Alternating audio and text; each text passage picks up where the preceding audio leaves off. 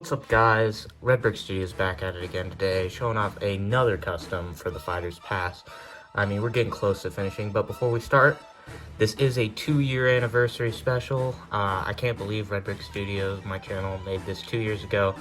Technically yesterday would be the 2-year anniversary, September 17th, but I was going to do a room tour, but then we're going to be moving, so there's really no point in doing that since we're going to be moving in like 30 days. So I just decided to do another custom review of Sephiroth here. So yeah, happy 2-year anniversary to me. Can't believe it's already been 2 years and I've been able to get like 300 and what?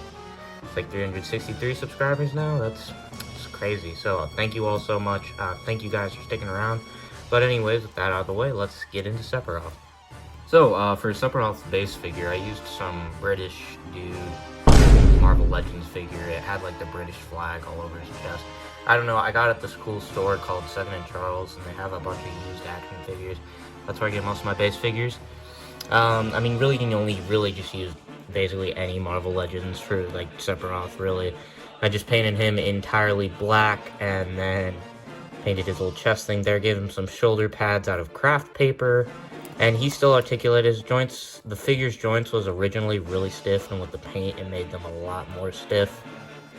But you can still get them to do what you need to do. The cloak thingamajig here was made just out of, like, fabric that I got at Hobby Lobby. His head is 3D printed, with the hair actually being made out of craft paper, and this feather can come off. The reason why there's a hole there is so that way it can connect to the magnet.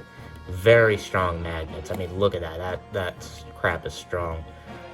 His feather does have some articulation to it. I just used,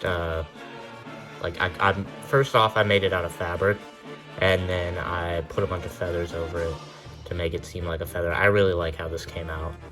Yeah, it just sticks on here, and then his sword, 3D printed as well, and you can just slide it in his hand.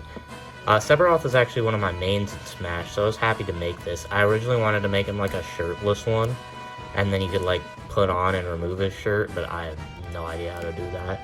And I know that there's Sephiroth figures out there, but a lot of them are out of scale, like they're not in scale at all.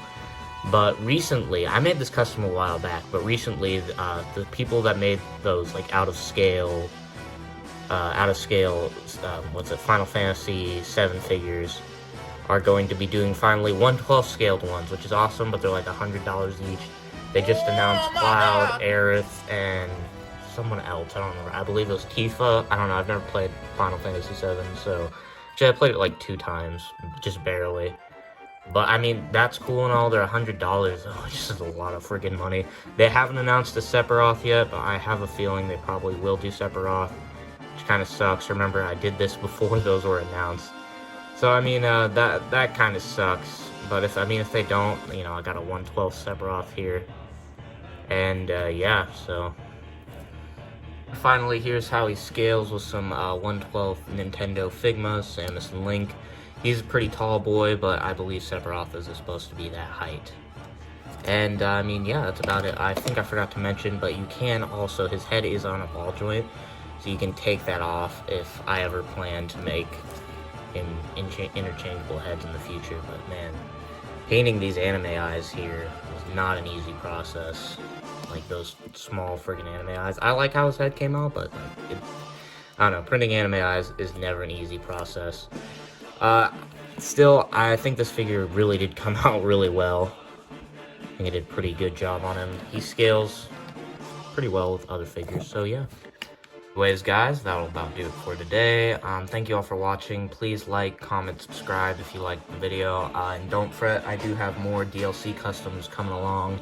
I have Pyre and Mithra, who have been done for a while. This one's been done for a while, too. I just haven't had the time to show them off yet. And I still want to make a 1/12 scaled Smash Sora, since a lot of the Sora figures are out there, either not 1/12 scaled or, like, not. They don't look like the Smash Sora at all. And that'll be the end of this little mini-series of making the DLC, guys. But anyways, guys, that's been, this has been Red Brick Studios, and Red Brick out. Peace.